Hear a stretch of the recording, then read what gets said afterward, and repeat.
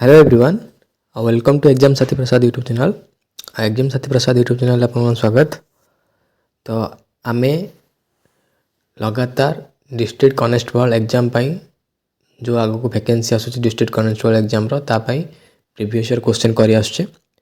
तो previous year question आमे 2022 मसिया जति क्वेश्चन थिला ताको मु सब ऑलरेडी कर देछि एवं अपलोड कर देछि। तार आपन जाई देखि परिबे प्लेलिस्ट रे सबू टॉपिक रो अपलोड होती individually math reasoning English Odia कतु आरंभ करके जीके सिचुएशनल अवेयरनेस सबू क्वेश्चन अपलोड होती। तो 2022 सरला मुझे आपको प्रमिश करी कि सबू जी प्रीवियस क्वेश्चन संभव हो पारे जो कि रिलीवेंस प्रीवियस क्वेश्चन ता माने बहुत पुराना क्वेश्चन आनी पकड़ जोटा कि रिलीवेंट नथिबो जी रिलीवेंस क्वेश्चन करिया। तो 2018 मसीहार क्वेश्चन आज स्टार्ट करिया। 2018 मसीहा क्वेश्चन प्रथम जीके रू स्टार्ट करिया जमी जीके रू आम स्टार्ट करथिले सेथरे भी। तो आज भी जीके रू स्टार्ट करिया। तो फास्ट क्वेश्चन कौन देछि देखंतु। तो फास्ट क्वेश्चन देछि which is not located on the bank of Mahanadi. एठी चार्टा सिटीर ना देछि को सिटीटा महानदी रिभर कूल ना बोली से पचारि। तो समस्ते जानते संबलपुर सिटीटा महानदी रिभर कूल अच्छी कहीं से हीराकुद डैम होती। ऑप्शन एटा ताल हम ना। ऑप्शन बी रे कटक कटक रे तो महानदी समस्ते जानते गला बेले देखी थे। तो कटकटा भी हम ना। सी आउ डी रहा दुटा ऑप्शन गोटे है पुरी आउ गोटे है वीर महाराजपुर। वीर महाराजपुर ना जदि किए शुणी नथिबे एटा टे कन्फ्यूज हो पारती किंतु समस्ते जानते दरकार पुरी रे तो महानदी ना। महानदी के पुरी रे अच्छी देखी पुरी रे महानदी ना जी भी जानते पुरी रे महानदी ना। तो ऑप्शन सी आर हो राइट आंसर। बाकी रहा वीर महाराजपुर।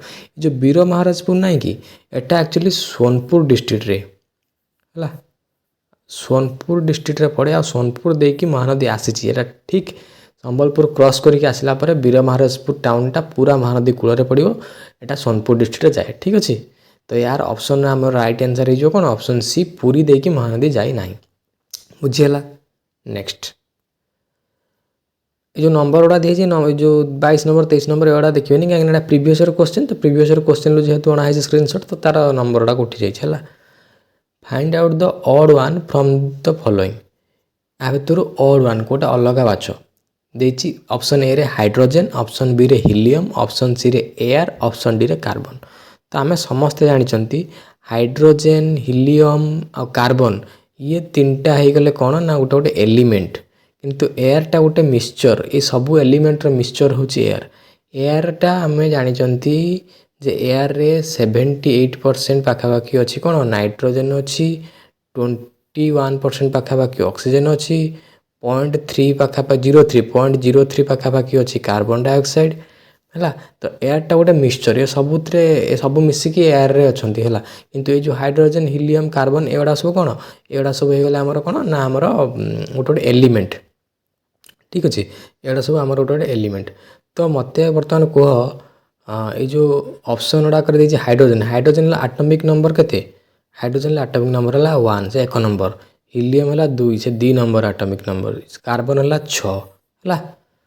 बुझीगला।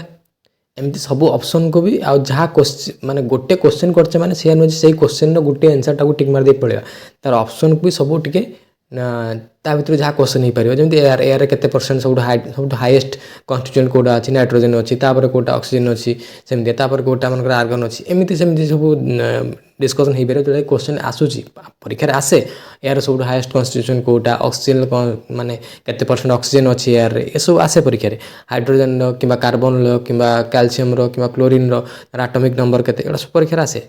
तो जोड़ा भी हो पार संभव से ऑप्शन रू आम करके जीवा। बाकी डिटेल जानापी तो आमको जो जीएस क्वेश्चन जीएस प्रैक्टिस करें आम डिटेल जाना। ठीक अच्छे। Next doctor Abdul Kalam island is located in which state. से पचार डॉक्टर अब्दुल कलाम आइलैंडटा कौ स्टेट रे अच्छी। समस्ते जानते डॉक्टर अब्दुल कलाम आइलैंडटा कौ स्टेट रे अच्छी। अरे यहाँ से आइलैंड जोटा कि आगरू की ताकू आम कौन कहते ना यहाँ को आमको आगुरी व्हीलर आइलैंड बोली कहती। यहाँ कौटी अच्छी यहाँ ओडिशा कोस्ट रे अच्छी। ओडिशा ये कौन कराए क्षेपणास्त्र परीक्षा कराए कौन ना बैलिस्टिक मिसाइल सब आमर जो अच्छी से परीक्षा कराए। डीआरडीओ रो टेस्ट रेंज अच्छी ballistic missile test range DRDO रो अच्छी सेटा ओडिशा रो मन रखी था। यहाँ ओडिशा रो कौ डिस्ट्रिक्ट रे अच्छी ना ओडिशा रो भद्रक डिस्ट्रिक्ट रे अच्छी है। ଭଦ୍ରକ ଡିଷ୍ଟ୍ରିକ୍ଟରେ ଅଛି ହେଲା, ଭଦ୍ରକ ଡିଷ୍ଟ୍ରିକ୍ଟରେ ଅଛି। ଆଉ ଭଦ୍ରକ ଡିଷ୍ଟ୍ରିକ୍ଟରେ ଧାମରା ପାଖରୁ ପ୍ରାୟ 15-20 କିଲୋମିଟର ପରେ ସମୁଦ୍ରରେ ଆଇଲ୍ୟାଣ୍ଡଟା ଅଛି। ଏ ଆଇଲ୍ୟାଣ୍ଡର ନାଁ ଆଗରୁ କ'ଣ ଥିଲା ନା ହୁଇଲର ଆଇଲ୍ୟାଣ୍ଡ ଥିଲା ହେଲା। ତାକୁ 2015ରେ ୟା ନାଁ ଚେଞ୍ଜ କରିକି ଆମ ଭାରତର ପୂର୍ବତନ ରାଷ୍ଟ୍ରପତି ତଥା ବିଶିଷ୍ଟ ଦୁନିଆର ଜଣେ ବିଶିଷ୍ଟ ସାଇଣ୍ଟିଷ୍ଟ ଯିଏକି ଡକ୍ଟର APJ ଅବଦୁଲ କଲାମ, ଭାରତର ଗୌରବ, ତାଙ୍କ ନାଁ ଅନୁସାରେ APJ ଅବଦୁଲ କଲାମ ଆଇଲ୍ୟାଣ୍ଡ ବୋଲି ନାମିତ କରାଯାଇଅଛି। ଠିକ୍ ଅଛି। ବାକି ଯଦି ଅପସନରେ ତୁମେ ଦେଖିବ ଆନ୍ଧ୍ରପ୍ରଦେଶ ଅଛି। ଆନ୍ଧ୍ରପ୍ରଦେଶରେ ଗୋଟେ ଆଇଲ୍ୟାଣ୍ଡ ବି ବହୁତ ଫେମସ୍। ସେ ଆଇଲ୍ୟାଣ୍ଡ ନାଁ କ'ଣ କହିପାରିବ କି? ସେ ଆଇଲ୍ୟାଣ୍ଡ ନାଁ ହେଉଛି ଶ୍ରୀହରିକୋଟା। ଶ୍ରୀହରିକୋଟା ଆଇଲ୍ୟାଣ୍ଡ। ଏଟା କ'ଣ ପାଇଁ ଫେମସ୍? ଯେମିତି DRDOର ଆମର ହେଲା ହେଉଛି ଅବଦୁଲ କଲାମ ଆଇଲ୍ୟାଣ୍ଡ ଓଡ଼ିଶାରେ, ଏଟା ଇସ୍ରୋ ସେଠି ସାଟେଲାଇଟ୍ ଲଞ୍ଚ କରାଯାଏ। ଶ୍ରୀହରିକୋଟାରେ Satish Dhawan space research centre ଅଛି, ଯେଉଁଠିକି ଆମର ସାଟେଲାଇଟ୍ ପାଇଁ ଯେଉଁ ଆମର ସ୍ପେସ୍ ଅର୍ଗାନାଇଜେସନ୍ ଅଛି ଇସ୍ରୋ, ସେଇଠି ଅବସ୍ଥିତ। ଠିକ୍ ଅଛି। Next question, Gahirmatha marine century is famous for which animal? Gahirmatha marine century କେଉଁ ଆନିମାଲ୍ ପାଇଁ ଫେମସ୍? ସମସ୍ତେ ଏଇଟା ଜାଣିଥିବେ, ଆମ ଓଡ଼ିଶାରେ ସବୁଠୁ ଅଧିକା ମାନେ ୱାର୍ଲଡର 50% ଅଲିଭ୍ ରିଡ୍ଲି ଟର୍ଟଲ୍ ଯେଉଁ ଅଛନ୍ତି ସେମାନଙ୍କର ନେଷ୍ଟିଂ ଯେଉଁ ହୁଏ ସେଇଟା ଓଡ଼ିଶାରେ ହୁଏ। ଓଡ଼ିଶାର ଗହୀରମଥାରେ ହିଁ ହୁଏ ହେଲା। ତ ସେଇଟା ହେଉଛି ଅଲିଭ୍ ରିଡ୍ଲି ଟର୍ଟଲ୍ ମାନଙ୍କ ପାଇଁ ଗୋଟେ ମେରାଇନ୍ ସେଞ୍ଚୁରୀ କରାହେଇଛି। ତାକୁ ଗଭର୍ଣ୍ଣମେଣ୍ଟ ସଂରକ୍ଷିତ କରିକି ରଖିଛନ୍ତି। ଅଲିଭ୍ ରିଡ୍ଲି ଟର୍ଟଲ୍ ମାନେ ଅଲିଭ୍ ରିଡ୍ଲି କଇଁଛ ହେଲା, ସେମାନେ ଆସିକି ସେଇଠି ଅଣ୍ଡା ଦିଅନ୍ତି ହେଲା। ତ ସେଇଟା ହେଉଛି ସେ ଯେଉଁ ମୋତେ କୁହ, ସେ ଯେଉଁ ଅଣ୍ଡା ଦେବା ପ୍ରକ୍ରିୟାଟାକୁ, ଯେଉଁ ମାସ୍ ନେଷ୍ଟିଂ ପ୍ରକ୍ରିୟାଟାକୁ କ'ଣ କହନ୍ତି? ସେଟାକୁ କୁହନ୍ତି, ମୁଁ କହିଦେଉଛି, ସେଟାକୁ କୁହନ୍ତି ଆରାବାଡ଼ି। ଆରାବାଡ଼ି ହେଲା, ଆରାବାଡ଼ି। ତୁମେ ପଚାରିବ ଆରାବାଡ଼ି ମାନେ କ'ଣ? ନା ଆରାବାଡ଼ି ଆକ୍ଚୁଆଲି ଏଟା ଗୋଟେ ସ୍ପାନିଶ ୱାର୍ଡ଼ ହେଲା। ସ୍ପାନିଶ ମାନେ ସ୍ପେନ ଦେଶର ଭାଷାର ଲୋକଙ୍କର ଭାଷା ଏଟା। ଆରାବାଡ଼ି ମାନେ ଆରାଇଭାଲ ମାନେ ଆଗମନ କରିବା ଯେଉଁ କୁହନ୍ତି। ତ ଯେହେତୁ କଇଁଛ ମାନେ ଇଏ ଅଲିଭ୍ ରିଡ୍ଲି ଟର୍ଟଲ୍ ଆମର ଏଠି ରୁହନ୍ତିନି, ଗହୀରମଥା କି ବଙ୍ଗୋପସାଗରରେ ରୁହନ୍ତିନି, ସେମାନେ ବଙ୍ଗୋପସାଗର ଦେଖିବାକୁ ମିଳନ୍ତିନି। ସେମାନେ କେବଳ ଅଣ୍ଡା ଦେବା ପାଇଁ ସ୍ପେସିଫିକାଲି ଏଇଠିକି ଆସନ୍ତି ତାଙ୍କ ଟାଇମ୍ ହେଲେ, ବାକି ଟାଇମ୍ରେ ସେମାନେ ପଳାନ୍ତି ପୁଣି ହେଲା। ତ ଯେହେତୁ ସେମାନଙ୍କର ଆରାଇଭାଲ ହୁଏ, ସେଇଟାକୁ ସେଇ ଟାଇମ୍ରେ ଯେଉଁ ମାସ୍ ନେଷ୍ଟିଂ ଯେଉଁ ଟାଇମ୍ରେ ଆସିକି ଅଣ୍ଡା ଦିଅନ୍ତି, ସେଇ ଟାଇମ୍ଟାକୁ ଆମେ ଆରାବାଡ଼ି ବୋଲି କୁହନ୍ତି। ଆରାବାଡ଼ି ମାନେ ଆରାଇଭାଲ, ମନେ ରଖିଥିବ ହେଲା। ଆଉ ହେଉଛି ଗହୀରମଥାଟା, ଏଟା ଧାମରା ନଦୀ ଗୋଟେ ଅଛି, ସେଇ ନଦୀର ମାନେ ଡେଲ୍ଟାରେ ବିଚ୍ଟା ଯେଉଁ ଅଛି ସେଟାକୁ ଗହୀରମଥା ବିଚ୍ ବୋଲି କୁହନ୍ତି ହେଲା। ଠିକ୍ ଅଛି। ତ ଗହୀରମଥା ମେରାଇନ୍ ସେଞ୍ଚୁରୀ କାହା ପାଇଁ? ନା ଅଲିଭ୍ ରିଡ୍ଲି ଟର୍ଟଲ୍ ପାଇଁ। ମନେ ରହିଲା। India is situated in which hemisphere? ସେ ପଚାରୁଛି ଇଣ୍ଡିଆ କେଉଁ ହେମିସ୍ଫିୟରରେ ଅଛି। ବର୍ତ୍ତମାନ ଦେଖ, ଏଇଟା ମନେକର ହେଲା ଆମର ୱାର୍ଲଡ ହେଲା, ୱାର୍ଲଡ ମ୍ୟାପ୍। ଏଇଟା ହେଲା 0 ଡିଗ୍ରୀ ଅକ୍ଷାଂଶ ହେଲା। ତ ୟା ଉପରକୁ ଯେଉଁଟା ରହିଲା 0 ଡିଗ୍ରୀ ଅକ୍ଷାଂଶ ଉପରକୁ, ଏଟା ହେଲା ନର୍ଦର୍ନ ହେମିସ୍ଫିୟର, ଏଟା ହେଲା ସାଉଦର୍ନ ହେମିସ୍ଫିୟର। ଆମର ଇଣ୍ଡିଆଟା ଏଇ ପାଖାପାଖି ଏରିଆରେ ଅଛି ହେଲା, ଏଇ ପାଖାପାଖି ଏରିଆରେ ଅଛି। 8 ଡିଗ୍ରୀ ହେଲା, 8 ଡିଗ୍ରୀ 6 ମିନିଟ୍ ପାଖାପାଖି, 8 ଡିଗ୍ରୀ 6 ମିନିଟ୍ ନର୍ଦର୍ନ ହେମିସ୍ଫିୟରରେ ଆମର ଅଛି। ମାନେ ଏଇଟା ହେଲା 0 ଡିଗ୍ରୀ ଉପରକୁ ତ 8 ଡିଗ୍ରୀ ଥିବ ନା। 8 ଡିଗ୍ରୀ ନର୍ଥ ମାନେ କ'ଣ? 0 ଡିଗ୍ରୀ ଉପରକୁ ଥିବ। 8 ଡିଗ୍ରୀ 6 ମିନିଟ୍ ନର୍ଥରୁ 37 ଡିଗ୍ରୀ 6 ମିନିଟ୍ ନର୍ଥ ପର୍ଯ୍ୟନ୍ତ ଇଣ୍ଡିଆ ଅଛି। ତ ଏଇଟା ପୁରାପୁରି ନର୍ଦର୍ନ ହେମିସ୍ଫିୟରରେ ଯାଉଛି। ଆଉ ଯଦି ଏଇଟା ହେଲା ଆମର ଲାଟିଟ୍ୟୁଡ଼ ଅନୁସାରେ, ଯଦି ଲଙ୍ଗିଚ୍ୟୁଡ଼ ଅନୁସାରେ ଦେଖିବା ଏଇଟା ପୁରାପୁରି ଇଷ୍ଟର୍ଣ୍ଣ ଲଙ୍ଗିଚ୍ୟୁଡ଼ରେ ଯାଉଛି। କାରଣ 0 ଡିଗ୍ରୀ ଲଙ୍ଗିଚ୍ୟୁଡ଼ଟା ଆମର ଲଣ୍ଡନର ଗ୍ରୀନୱିଚ୍ ଯେଉଁ ଲାଇନ୍ ଦେଇକି ଆସିଛି, ସେଠି ଦେଇକି ଆସିଛି ଗ୍ରୀନୱିଚ୍ ଟାଇମ୍ ଦେଇକି। ତ ସେଠୁ ଆମର ଦେଖିବାକୁ ଗଲେ ଆମେ ପାଖାପାଖି 68 ଡିଗ୍ରୀ 7 ମିନିଟ୍ ଇଷ୍ଟରେ ଆମର ଦେଶ ପଡ଼ୁଛି ହେଲା, ଷ୍ଟାର୍ଟ ହେଉଛି। ତ ସେଥିପାଇଁ ଏଇଟା ଆମର ନର୍ଦର୍ନ ହେମିସ୍ଫିୟରରେ ପଡ଼ୁଛି, ଆଉ ଲାଟିଟ୍ୟୁଡ଼ ଅନୁସାରେ ଇଷ୍ଟର୍ଣ୍ଣ ଲାଟିଟ୍ୟୁଡ଼ରେ। ତ ଇଣ୍ଡିଆ ଆମର କେଉଁ ହେମିସ୍ଫିୟରରେ? ନା ନର୍ଥ ହେମିସ୍ଫିୟରରେ ପଡ଼ୁଛି ହେଲା। ଇଷ୍ଟ ହେମିସ୍ଫିୟର ଜମା କରିବ ନାହିଁ। ଲାଟିଟ୍ୟୁଡ଼ ଅନୁସାରେ ହେମିସ୍ଫିୟର ଦେଖାଯାଏ। ହେମିସ୍ଫିୟର ମାନେ ଦୁଇଟା ହେମିସ୍ଫିୟର ରହିଲା, ଆମର ଗୋଟେ north hemisphere, south hemisphere. North hemisphere ମାନେ 0 ଡିଗ୍ରୀ ଅକ୍ଷାଂଶରୁ ଉପରକୁ ଯେଉଁଟା ଥିବ ସେଇଟା ନର୍ଥ ହେମିସ୍ଫିୟର। ଆମ ଦେଶ 0 ଡିଗ୍ରୀ ଅକ୍ଷାଂଶରୁ ଉପରକୁ ଅଛି ହେଲା, 8 ଡିଗ୍ରୀରୁ ଷ୍ଟାର୍ଟ ହେଉଛି, ବୁଝୁଛ? 8 ଡିଗ୍ରୀ ନର୍ଥରୁ ଷ୍ଟାର୍ଟ ହେଉଛି, 8 ଡିଗ୍ରୀ 6 ମିନିଟ୍ରୁ। ତ ଆମେ ନର୍ଥ ହେମିସ୍ଫିୟରରେ ହେଲା, ନର୍ଥ ହେମିସ୍ଫିୟର। ରାଇଟ୍ ଆନ୍ସର୍ ଏହାର କ'ଣ? ନା ରାଇଟ୍ ଆନ୍ସର୍ ହେବ ନର୍ଥ ହେମିସ୍ଫିୟର, ଅପସନ୍ ବି। ଇଷ୍ଟ ମାରିବନି କେବେ ଭୁଲରେ ବି, ନର୍ଥ ହେମିସ୍ଫିୟର ହେଲା।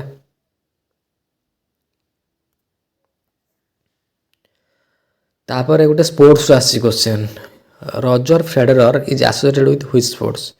ରଜର ଫେଡେରର ହେଉଛନ୍ତି ଟେନିସ୍ର ଗୋଟେ ମାନେ କିମ୍ବଦନ୍ତୀ ପ୍ଲେୟାର ସେ ଜଣେ ଭେଟରାନ୍ ପ୍ଲେୟାର ସେ ଟେନିସ୍ର ସେ କିଛି ବର୍ଷ ତଳେ ରିଟାୟାର୍ଡ ନେଇଯାଇଛନ୍ତି ଟେନିସ୍ରୁ ସେ ହେଉଛନ୍ତି ଟେନିସ୍ର ଜଣେ କିମ୍ବଦନ୍ତୀ ପ୍ଲେୟାର। ଆହୁରି ଟେନିସ୍ର ବହୁତ ସାରା ପ୍ଲେୟାରଙ୍କ ନାଁ ପରୀକ୍ଷାରେ ଆସେ ଯେମିତିକି ଆମର ରଜର ଫେଡରର ହେଇଗଲା ତାପରେ ଆମର କ'ଣ ରାଫେଲ ନାଡାଲ ହେଇଗଲା ହେଲା ଏମାନଙ୍କ ନାଁ ସବୁ ଟେନିସ୍ରେ ବହୁତ ନିଆଯାଏ। ନୋଭାକ ଜୋକୋଭିକ୍ ହେଇଗଲା। ତ ବାକି ଆମର ଇଣ୍ଡିଆନ୍ ଟେନିସ୍ ପ୍ଲେୟାରଙ୍କ ନାଁ ବହୁତ ସାରା ପରୀକ୍ଷାରେ ପଚାରେ ଯେମିତିକି ଆମର ରୋହନ ବୋପାନ୍ନା ହେଲା ରୋହନ ବୋପାନ୍ନା ବାକି ରହିଗଲେ ଆମର କିଏ ଲେଡ଼ିଜ୍ରେ ଆମର ସାନିଆ ମିର୍ଜା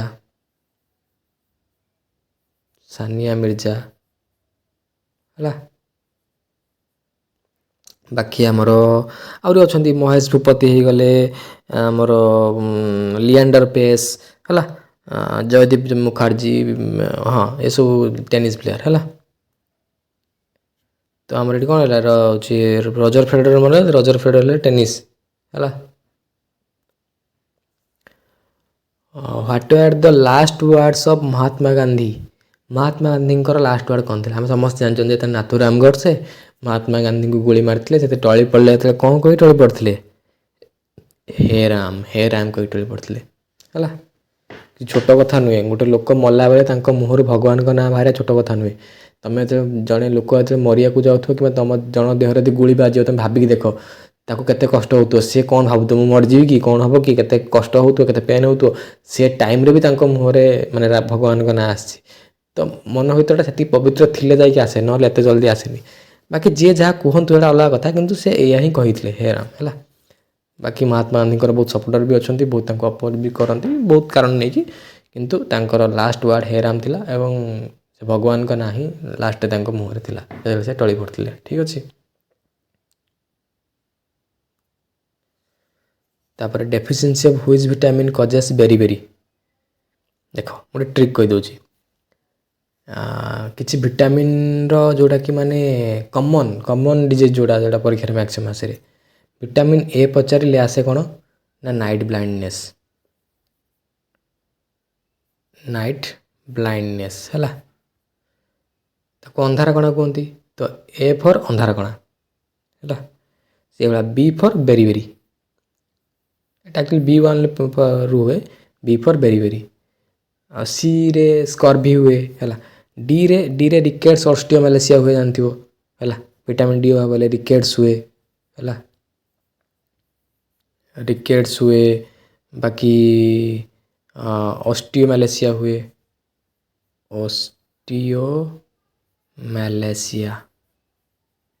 ମାଲେସିଆ ହୁଏ ହେଲା। ଆଉ ଭିଟାମିନ୍ କେ ଅଭାବରୁ କ'ଣ ହୁଏ ନା ବ୍ଲଡ଼ କ୍ଲଟିଂ ହେଇପାରେ ନାହିଁ ଏଇଟା ବ୍ଲଡ଼ର କ୍ଲଟିଂ ଫ୍ୟାକ୍ଟର ମାନେ କୁ କମ୍ କରିଦିଏ ଭିଟାମିନ୍ କେ ଯଦି ଡିଫିସିଏନ୍ସି ହେବ ହେଲା। କ'ଣ ହେବନି ବ୍ଲଡ଼ କ୍ଲଟିଂ ହେବନି blood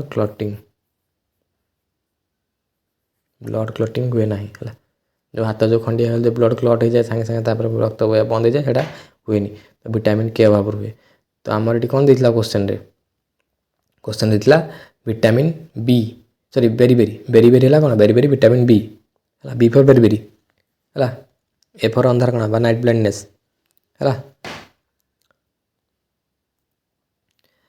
who presided over the first conference of Indian National Congress. ସେ ପଚାରିଛି ଇଣ୍ଡିଆନ୍ ନ୍ୟାସନାଲ୍ କଂଗ୍ରେସର ପ୍ରଥମ କନଫରେନ୍ସରେ କିଏ ପ୍ରିସାଇଡ୍ କରିଥିଲେ ମାନେ କିଏ ପ୍ରେସିଡେଣ୍ଟ ଥିଲେ ସେ ସଭାର କିଏ ସଭାପତିତ୍ୱ କରିଥିଲେ ହେଲା। ଅପସନ୍ ଏରେ ଦେଇଛି ଏ ଓ ହ୍ୟୁମ୍ସ ହେବ ନାହିଁ। ଏ ଓ ହ୍ୟୁମ୍ସ ହେଉଛନ୍ତି ଇଣ୍ଡିଆନ୍ ନ୍ୟାସନାଲ୍ କନଫରେନ୍ସ ବା ଇଣ୍ଡିଆନ୍ ନ୍ୟାସନାଲ୍ କଂଗ୍ରେସର ଫାଉଣ୍ଡର ସେ ସେଟାକୁ ମାନେ ତାର ଫାଉଣ୍ଡିଂ ମେମ୍ବର ସେ ଥିଲେ ବନେଇଥିଲେ ସେଟାକୁ କିନ୍ତୁ ସେ ତାର ପ୍ରଥମ ଅଧିବେଶନରେ ପ୍ରେସିଡେଣ୍ଟ ନଥିଲେ। ଅପସନ୍ ବି ଦେଇଛି ମହାତ୍ମା ଗାନ୍ଧୀ ତ ସେତେବେଳେ ଇଣ୍ଡିଆରେ ହିଁ ନଥିଲେ। ଇଣ୍ଡିଆନ୍ ନ୍ୟାସନାଲ୍ କଂଗ୍ରେସ 1985ରେ ତାର ଫାର୍ଷ୍ଟ ସେସନ୍ ହେଇଥିଲା ସେତେବେଳେ ମହାତ୍ମା ଗାନ୍ଧୀ ଇଣ୍ଡିଆରେ ହିଁ ନଥିଲେ ହେଲା।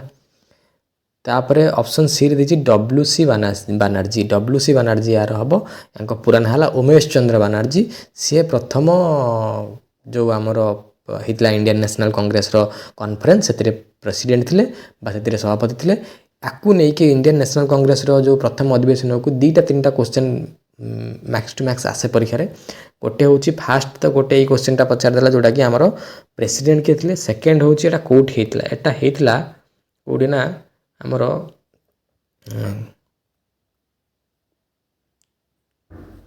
ଗୋକୁଳ ଦାସ ତେଜପାଲ संस्कृत कॉलेज गोकुलदास तेजपाल संस्कृत कॉलेज होता गोकुलदास तेजपाल संस्कृत कॉलेजटा कौटी गोकुलदास तेजपाल संस्कृत कॉलेजटा हूँ आमर कौटी ना बॉम्बे रे है बॉम्बे रे है यहाँ पचारे आउ गोटे क्वेश्चन है 3 नंबर क्वेश्चन जोटा पचारे सेटा हूँ केते जन डेलीगेशन माने प्रेसिडेंट थे WC बनर्जी टोटाल केते जन मेंबर से प्रेजेंट थे से जो मीटिंग रे टोटाल 72 जन 72 मेंबर से प्रेजेंट थे है आउ गोटे क्वेश्चन रियली पचारे सेटा हूँ सेटा एक्चुअली हबार नाला से गोकुलदास तेजपाल संस्कृत कॉलेज रे एटा हबार थिला पुणे रे किंतु हेला आसिकी कोडी गोकुलदास तेजपाल संस्कृत कॉलेज बॉम्बे रे कहीं ना पुणे रे कौन होता ना कोलेरा व्यापीला है तो मन रहा 3-4टा क्वेश्चन या नहीं आसे गोटे है किए प्रेसिडेंट थे fast national conference national Congress meeting रे ना आम WC बनर्जी उमेश चंद्र बनर्जी केबे कौटी होता ना हूँ आमर गोकुलदास तेजपाल संस्कृत कॉलेज रे होता आमर हूँ बॉम्बे रे होता तापर पचारे केते जन डेलीगेशन थे ना 72 जन डेलीगेशन थे आ कौटी हबार था कैंसल होगी ना पुणे हबार था कैंसल होगी कहीं कैंसल है ना हाटी से कोलेरा व्यापी ठीक अच्छे बस ये क्वेश्चन मन रख which is the first Indian satellite से पचार फास्ट इंडियन सैटेलाइट कौटा ऑप्शन ए रही रोहिणी ऑप्शन डी रही अपोलो 2 ऑप्शन सी रही भास्कर ऑप्शन डी रही आर्यभट्ट समस्ते आम जानते छोट बेलू बही आमर पढ़ाई आर्यभट्ट हूँ प्रथम इंडियन सैटेलाइट आर्यभट्ट है डी राइट आंसर आर्यभट्ट हूँ प्रथम इंडियन सैटेलाइट सेटा केबे लॉन्च होता आर्यभट्ट कहीपर कि आर्यभट्ट केबे लॉन्च होता किए कहीपर आर्यभट्ट लॉन्च होता आमर 1975 मसीह है आपको एक्चुअली इसरो आउ रशिया जो सोवियत यूनियन बा रशिया थिला रशियार मिलित सहयोग से आमको हेल्प करथिला इंडिया को रशिया जहाँ फल कि आम 1975 मसीह आम प्रथम सैटेलाइट लॉन्च कर पार्थिले सेटा भी रशिया ही होता रशियार गोटे जगार सैटेलाइट लॉन्च कराइला है तो रशियार हेल्प रे 1975 मसीह होता आर्यभट्ट सैटेलाइट आम प्रथम सैटेलाइट मन रहा है प्रथम सैटेलाइट कौन ना Aryabhatta option D right answer है तापर who was the second president of India समस्ते जानते first president of India first देखो फास्ट प्रेसिडेंट ऑफ इंडिया हेले Rajendra Prasad doctor Rajendra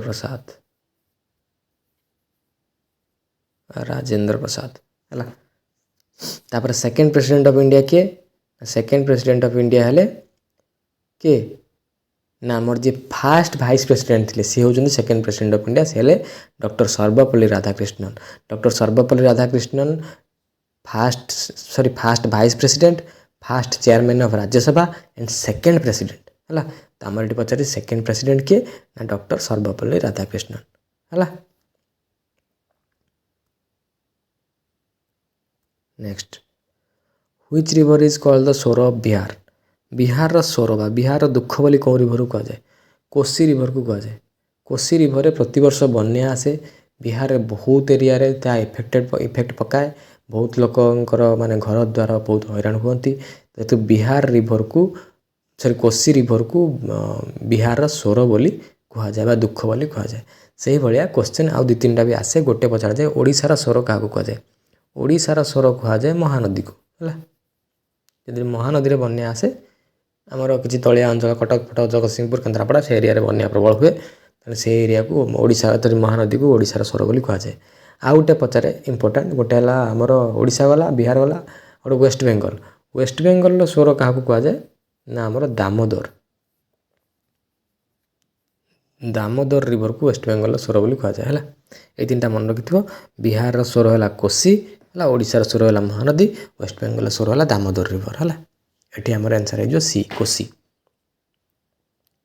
next upper Indravati hydro electric project is situated in which district upper Indravati hydro electric project कौ district अच्छी बोली पचारछि है तो अपर इंद्रावती हाइड्रो इलेक्ट्रिक प्रोजेक्टा कौटी इंद्रावती नदी कौटी एटा आमर कोरापुट डिस्ट्रिक्ट रे अच्छी सॉरी कलाहांडी डिस्ट्रिक्ट भवानीपाटना पाखे अच्छी है भवानीपाटना पाखापाखि टाउन भवानीपाटना टाउन पाखापाखि जगार यहाँ अच्छी ତ ୟାର ଯେଉଁ ହଁ ହାଇଡ୍ରୋଇଲେକ୍ଟ୍ରିକ୍ ଭବାନୀପାଟଣା ଅଛି, ନବରଙ୍ଗପୁର ହେବ ନାହିଁ, ଭୁଲ ଆନ୍ସର୍।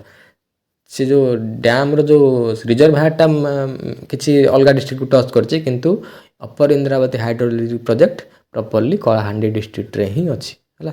ଆଉ ୟାର ଯେଉଁ କ୍ଷମତା ହେଉଛି କେତେ ନା 600 ମେଗାୱାଟ୍। ଏଟା ସବୁ ମନେ ରଖିଥିବ, ଏଟା ଓଡ଼ିଶାର ସବୁଠୁ ଅଧିକା ମାନେ ଜଳ ବିଦ୍ୟୁତ ଉତ୍ପାଦନ କରୁଥିବା ମାନେ କ'ଣ ହାଇଡ୍ରୋଇଲେକ୍ଟ୍ରିକ୍ ପ୍ରୋଜେକ୍ଟ, ହୀରାକୁଦଠୁ ବି ଅଧିକା ହେଲା। ଇନ୍ଦ୍ରାବତୀ ହାଇଡ୍ରୋଇଲେକ୍ଟ୍ରିକ୍ ପ୍ରୋଜେକ୍ଟ 600 ମେଗାୱାଟ୍ର କ'ଣ ନା ଆମର ବିଦ୍ୟୁତ କରିପାରେ ଜେନେରେଟ୍ ହେଲା, ତାର କାପାସିଟି ଅଛି। ତାପରେ ପଚାରିଛି Baitarani river originates from which source. Baitarani river କେଉଁ ସୋର୍ସରୁ ଅରିଜିନେଟ୍ ହେଇଛି? ବୈତରଣୀ ରିଭର ଅରିଜିନେଟ୍ ହେଇଛି ଆମର କେଉଁଝର ଡିଷ୍ଟ୍ରିକ୍ଟ ହେଲା।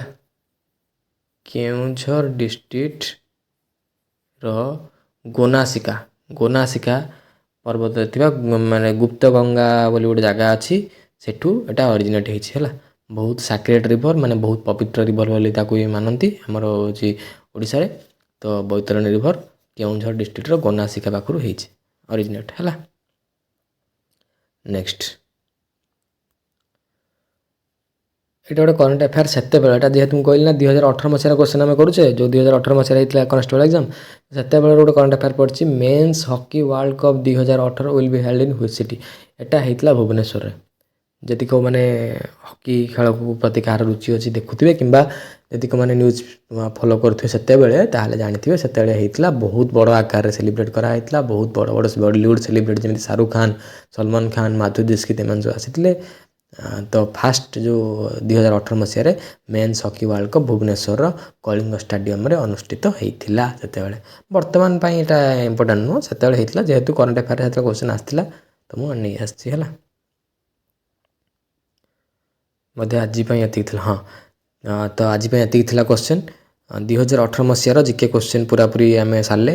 ନେକ୍ସଟକୁ ଆମେ 2018 ମସିହାର ଓଡ଼ିଆ କ୍ୱେଶ୍ଚନ୍ କିମ୍ବା ଆମର ନହେଲେ ସିଚୁଏସନାଲ୍ ଆୱାରନେସ୍ ହେଉ, କିମ୍ବା ଯଦି ଇଂଲିଶ କ୍ୱେଶ୍ଚନ୍ ଥିବ, ଯାହା ବି କ୍ୱେଶ୍ଚନ୍ ଦେଖିବା ଯେଉଁଟା ବେଟର୍ ହେବ ନେଇକି ଆସିବା। ସବୁ କ୍ୱେଶ୍ଚନ୍ 2018 ମସିହାରେ ବି ଏମିତି ସାରିବା। ତାପରେ ଆମେ ମକ୍ ଟେଷ୍ଟକୁ ଯିବା, ଠିକ୍ ଅଛି। ତ ଯେଉଁମାନେ ଲାଷ୍ଟ ଯାଏଁ ଶୁଣିଲେ ତାଙ୍କୁ ଧନ୍ୟବାଦ। ଆଉ ମୁଁ କହିବି କ୍ୱେଶ୍ଚନ୍ ଇଜି ଟୁ ମଡରେଟ୍ ଥିଲା। ଆରାମସେ 13-14 ମାର୍କ ପିଲାମାନେ ରଖିପାରିବେ, ଯିଏ ଟିକେ ଭଲସେ ପରିଶ୍ରମ କରିବ। କିଛି ପ୍ରୋବ୍ଲେମ୍ ନାହିଁ। ଏବଂ ଆମ ଟାର୍ଗେଟ୍ ଯାହା ଥିଲା ଲାଷ୍ଟ ପର୍ଯ୍ୟନ୍ତ ପରୀକ୍ଷା ପର୍ଯ୍ୟନ୍ତ ରୁହନ୍ତୁ। 85+ ସ୍କୋର ଦେଇକି ହିଁ ଛାଡ଼ିବା ହେଲା, ଠିକ୍ ଅଛି। ସମସ୍ତେ ପରୀକ୍ଷା ପ୍ରିପାରେସନ୍ କରନ୍ତୁ, ଫିଜିକାଲ୍ ବି ରେଡ଼ି ରୁହନ୍ତୁ ହେଲା। All the best, thank you, Radhe Radhe.